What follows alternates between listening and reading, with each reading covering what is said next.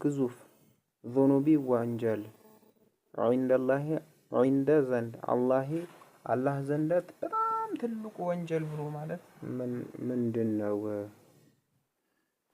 ጀዋቡል አወል የመጀመሪያው አዕዘሙ እጅግ በጣም ትልቁ እኮ ዙኑቢ ወንጀል አላህ ዘንድ አሽርኩ ቢላሂ በአላህ በራሱ ላይ ማጋራት ነው።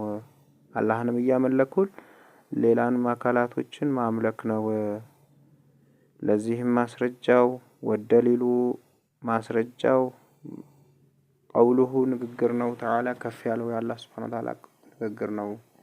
ያ ቡነየ ልጄ ሆይ ላ ቱሽሪክ ቢላሂ በአላህ ላይ አታጋራ። ላ ቱሽሪክ ቢላሂ በአላህ ላይ አታጋራ። ኢነ ሽርክ ብሎ ማለት እኮ አላህ ዘንድ ለዙልሙን እጅግ በጣም በደል ነው። አልዐዚም ታላቅ በደል ነው። ሽርክ ብሎ ማለት ታላቁ በደል ነው። ከሱ የሚበልጥ ወንጀል የለም። ሱረቱል ሉቅማን እንግዲህ ሉቅማን ለልጃቸው ሲመክሩ ወደ 10 ወደ 9 ምናምን 10 በሆኑ ምክራቶች ሱረቱል ሉቅማን አለ። የመጀመሪያ ልጃቸውን አደራ ያሉት እንግዲህ ሉቅማን ነብይ ናቸው አይደለም፣ ይህ ላይ ኺላፍ አለበት። ብቻ ባሪያ ነበሩ።